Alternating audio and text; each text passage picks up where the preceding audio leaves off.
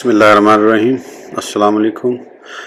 इस वीडियो में हम किताब इल्मुल कुरान को आगे कंटिन्यू करेंगे। उससे पहले अगर आपने सब्सक्राइब नहीं किया तो सब्सक्राइब कर लें और बेल आइकन प्रेस कर दें। तो शुरू करते हैं। ख़ातमुन नबिय्यीन लफ्ज़ ख़ातिम ख़त्म से बना है, जिसके लग़वी मायने हैं मोहर लगाना। इस्तिलाह में इसके मायने हैं तमाम करना, ख़त्म करना, बंद करना, क्योंकि मोहर या तो मज़मून के आखिर पर लगती है जिससे मज़मून बंद हो जाता है, या पार्सल बंद होने पर लगती है जब ना कोई शय उसमें दाखिल हो सके ना उससे खारिज।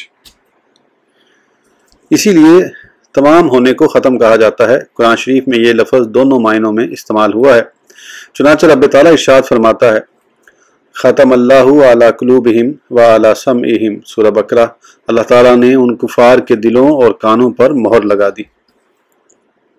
अल यौमा नख्तिमु अला अफ़वाहिहिम व तुकल्लिमुना ऐदिहिम व तशहदु अर्जुलुहुम बिमा कानू यक्सिबून, सूरह यासीन। आज हम उनके मुंह पर मोहर लगा देंगे और हमसे उनके हाथ बोलेंगे और उनके पांव गवाही देंगे जो वो करते थे। फ़इन यशाइल्लाहु यख्तिम अला क़ल्बिका, सूरह शूरा। तो अगर अल्लाह चाहे तो आपके दिल पर रहमत व हिफाजत की मोहर लगा दे। युस्कौना मिन रहीक़िम मख्तूमिन खितामुहु मिस्कुन, सूरह अल-मुतफ़्फ़िफ़ीन। नथारी शराब पिलाए जाएंगे जो मोहर की हुई है, उसकी मोहर मुश्क पर है। इन जैसी तमाम आयतों में ख़त्म बमायनी मोहर इस्तेमाल फरमाया गया है कि जब कुफार के दिलो कान पर मोहर लग गई तो ना बाहर से वहाँ ईमान दाखिल हो, ना वहाँ से कुफर बाहर निकले।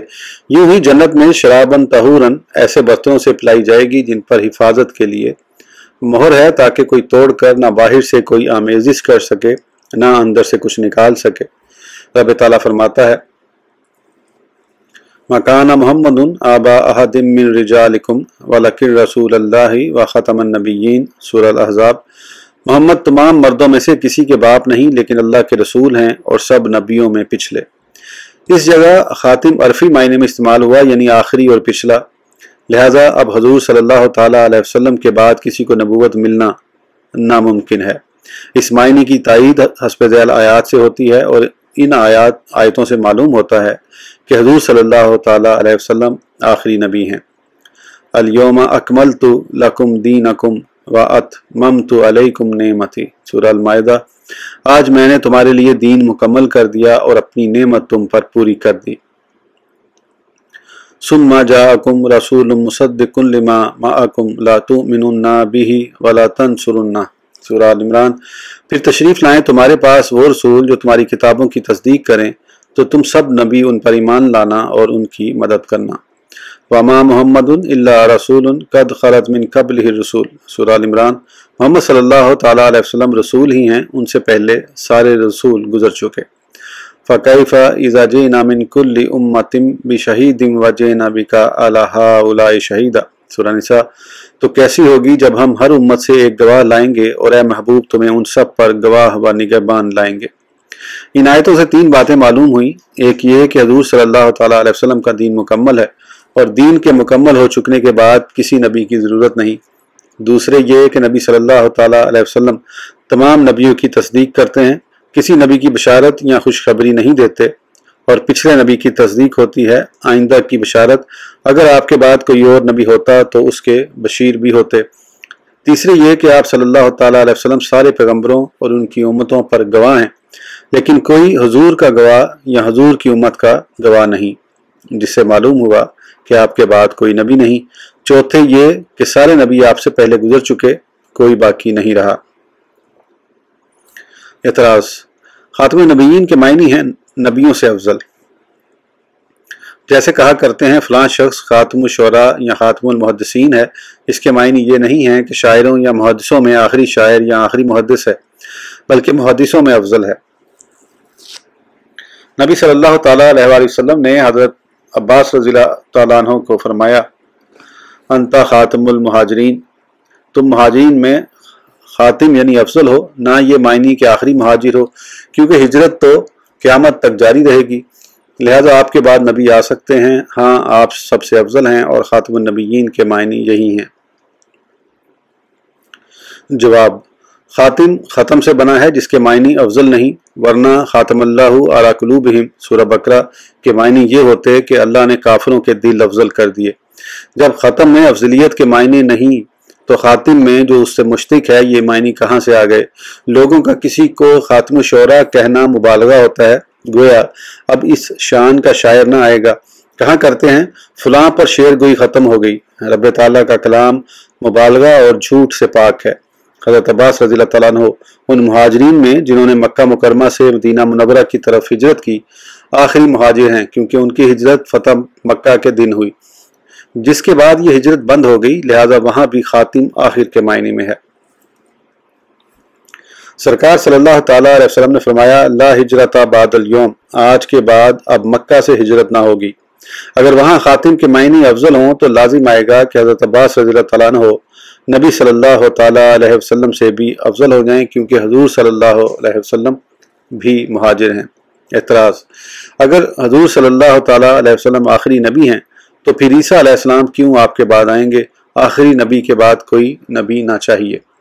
आखिरी नबी, जवाब, आखिरी नबी के मायने ये हैं कि आपके ज़माने या आपके बाद कोई नबी बाकी ना रहे।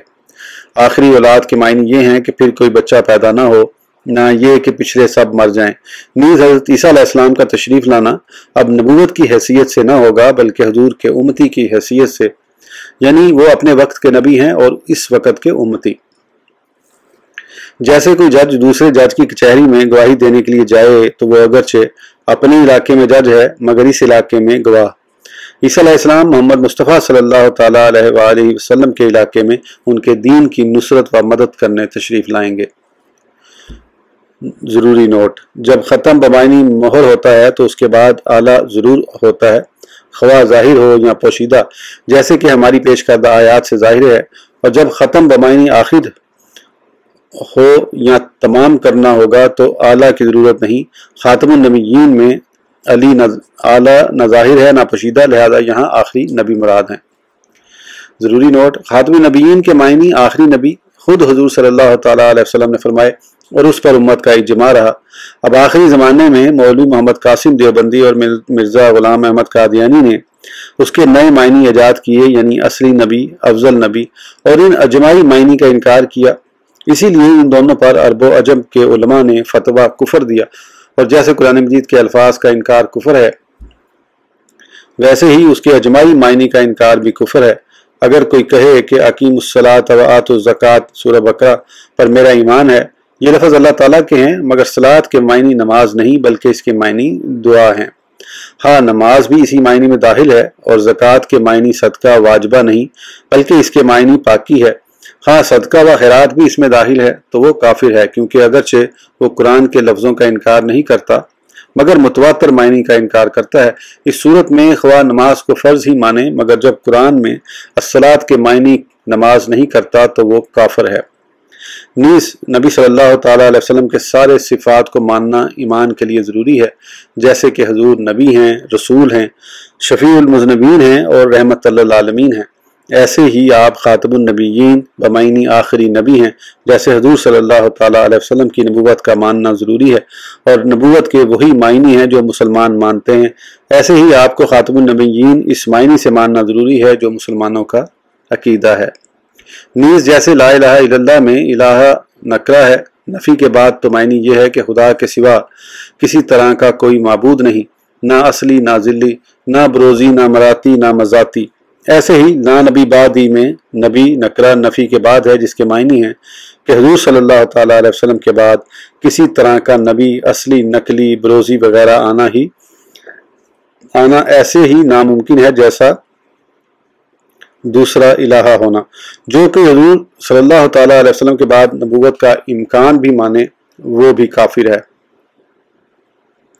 लिहाजा कादियानी इस खत्म नबूवत के इनकार की वजह से दोनों मुर्तिद हैं।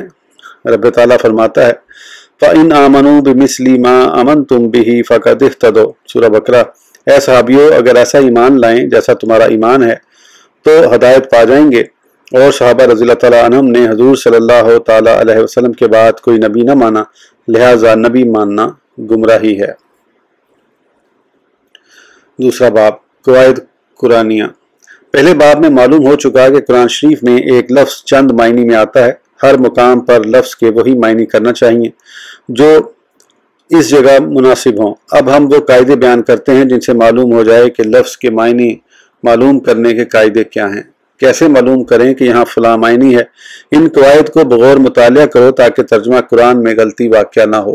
قاعدہ نمبر 1 الف، جب وحی کی نسبت نبی کی طرف ہوگی تو اس کے معنی ہوں گے رب تعالیٰ کا بذریعہ فرشتہ پیغمبر سے کلام فرمانا، یعنی وحی الہی عرفی۔ جب وحی کی نسبت غیر نبی کی طرف ہو تو اس سے مراد ہوگا دل میں ڈالنا، خیال پیدا کر دینا۔ الف کی مثال ان آیات میں ہے، اِنَّا أَوْحَيْنَا إِلَيْكَ كَمَا أَوْحَيْنَا إِلَى نُوحٍ وَالنَّبِيِّينَ مِن بَعْدِهِ سورہ نساء۔ بے شک ہم نے وحی کی تمہاری طرف جیسے وحی کی تھی نوح اور ان کے بعد والے پیغمبروں کی طرف۔ وَأُوحِيَ إِلَى نُوحٍ أَنَّهُ لَن يُؤْمِنَ مِن قَوْمِكَ إِلَّا مَن قَدْ آمَنَ سورہ ہود، اور وحی کی گئی نوح کی طرف کہ اب ایمان نہ لائے گا مگر وہ جو ایمان لا چکے۔ ان جیسی سدھا آیتوں میں وحی سے مراد ہے وحی ربانی جو پیغمبروں پر آتی ہے۔ بے کی مثال یہ آیات ہیں، وَأَوْحَىٰ رَبُّكَ إِلَى النَّخْلِ أَنِ اتَّخِذِي مِنَ الْجِبَالِ بُيُوتًا وَمِنَ الشَّجَرِ وَمِمَّا يَعْرِشُونَ سورہ نخل، اور تمہارے رب نے شہد کی مکھی کے دل میں ڈالا کہ پہاڑوں میں گھر بنا اور درختوں میں اور چھتوں میں۔ وَإِنَّ الشَّيَاطِينَ لَا يُوحُونَ إِلَىٰ أَوْلِيَائِهِمْ سورہ الانعام، اور بے شک شیطان اپنے دوستوں کے دلوں میں ڈالتا ہے۔ وَأَوْحَيْنَا إِلَىٰ أُمِّ مُوسَىٰ أَنْ أَرْضِعِهِ سورہ القصص، اور ہم نے موسیٰ علیہ السلام کی ماں کے دل میں ڈال دیا کہ انہیں دودھ پلاؤ۔ ان آیتوں میں چونکہ وحی کی نسبت شہد کی مکھی یا موسیٰ علیہ السلام کی ماں یا شیطان کی طرف ہے اور یہ سب نبی ہیں، اس لیے یہاں وحی نبوت مراد نہ ہوگی بلکہ فقط دل میں ڈال دینا مراد ہوگا۔ کبھی وحی اس کلام کو بھی کہا جاتا ہے جو نبی سے بلا واسطہ فرشتہ ہو، جیسے اس آیت میں ہے، فَكَانَ قَابَ قَوْسَيْنِ أَوْ أَدْنَىٰ فَأَوْحَىٰ إِلَىٰ عَبْدِهِ مَا أَوْحَىٰ، پس ہو گئے وہ محبوب دو کمانوں کے فاصلے پر، اب وحی فرمائی اپنے بندے کو جو وحی کی۔ معراج کی رات قرب خاص کے موقع پر جب فرشتے کا واسطہ نہ رہا تھا تو رب تعالیٰ نے حضور صلی اللہ تعالیٰ علیہ وسلم کی ہم کلامی ہوئی، اسے وحی فرمایا گیا۔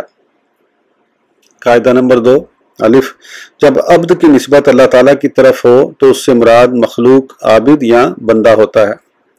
بے، جب عبد کی نسبت بندے کی طرف ہو تو اس کے معنی خادم نوکر ہوں گے۔ الف کی مثال ان آیات میں ہے، سبحان الذی اسریٰ بعبدہ لیلا من المسجد الحرام الی المسجد الاقصی سورہ بنی اسرائیل، پاک ہے وہ جو اپنے بندہ خاص کو راتوں رات مسجد حرام سے مسجد اقصی تک لے گیا۔ وَاذْكُرْ عَبْدَنَا ایوب سعاد، اور یاد کرو ہمارے بندے ایوب کو۔ اِنَّا عِبَادِی لَیْسَ لَکَ عَلَیْہِمْ سُلْطَانٌ سورہ بنی اسرائیل، میرے خاص بندوں پر اے ابلیس تیرا غلبہ نہ ہوگا۔ ان تمام آیتوں میں چونکہ عبد کی نسبت رب تعالیٰ کی طرف ہے اس لیے یہاں عبد کے معنی بندہ عابد ہوں گے۔ بے کی مثال ان آیات میں ہے، وَأَنْكِحُوا الْأَيَامَ مِنْكُمْ وَالصَّالِحِينَ مِنْ عِبَادِكُمْ وَإِمَائِكُمْ سورہ النور، اور نکاح کر دو ان میں سے ان کا جو بے نکاح ہوں اور اپنے لائق غلاموں اور لونڈیوں کا۔ قُلْ يَا عِبَادِيَ الَّذِينَ أَسْرَفُوا عَلَىٰ أَنفُسِهِمْ لَا تَقْنَطُوا مِن رَحْمَتِ اللَّهِ سورہ زمر، فرما دو کہ اے میرے وہ غلاموں جنہوں نے زیادتی کی اپنی جانوں پر، مت نا امید ہو اللہ کی رحمت سے۔ ان آیتوں میں چونکہ عبد کی نسبت بندوں کی طرف ہے اس لیے اس کے معنی مخلوق نہ ہوں گے بلکہ خادم غلام ہوں گے، لہذا عبد النبی اور عبد الرسول کے معنی ہیں نبی کا خادم۔ قاعدہ نمبر 3 الف، جب رب کی نسبت اللہ کی طرف ہو تو اس سے مراد ہے حقیقی پالنے والا یعنی اللہ تعالیٰ۔ بے، جب کسی بندے کو رب کہا جائے تو اس کے معنی ہوں گے مربی، محسن، پرورش کرنے والا۔ الف کی مثال یہ آیات ہیں، الحمدللہ رب العالمین سورہ فاتحہ، ساری حمدیں اللہ کے لیے ہیں جو جہان کا رب ہے۔ ربکم و رب آبائکم الاولین سورہ الصافات، وہ اللہ تمہارا اور تمہارے پچھلے باپ دادوں کا رب ہے۔ قل اعوذ برب الناس مالک الناس سورہ الناس، فرما دو میں پناہ لیتا ہوں انسانوں کے رب کی۔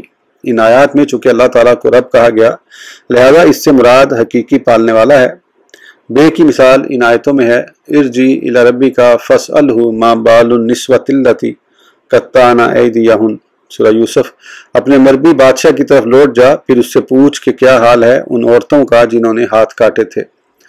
قال معاذ اللہ انہ ربی احسن مثوایا، سورہ یوسف۔ فرمایا یوسف نے اللہ کی پناہ، وہ بادشاہ میرا رب ہے، اس نے مجھے اچھی طرح رکھا۔ ان آیتوں میں چونکہ بندوں کو رب کہا گیا ہے اس لیے اس کے معنی مربی اور پرورش کرنے والا ہیں۔ قاعدہ نمبر 4، الف جب دلال کی نسبت غیر نبی کی طرف ہو تو اس کے معنی گمراہ ہوں گے۔ بے جب دلال کی نسبت نبی کی طرف ہو تو اس کے معنی وارفتہ محبت یا راہ سے ناواقف ہوں گے۔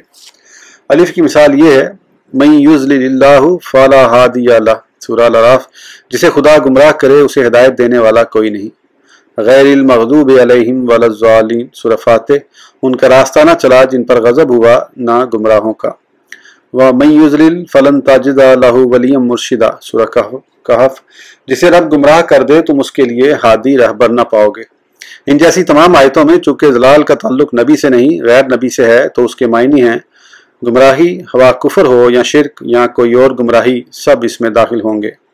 بے کی مثالیں، وَوَجَدَكَ ضَالًّا فَهَدَىٰ، اے محبوب رب نے تمہیں اپنی محبت میں وارفتہ پایا تو اپنی راہ دے دی۔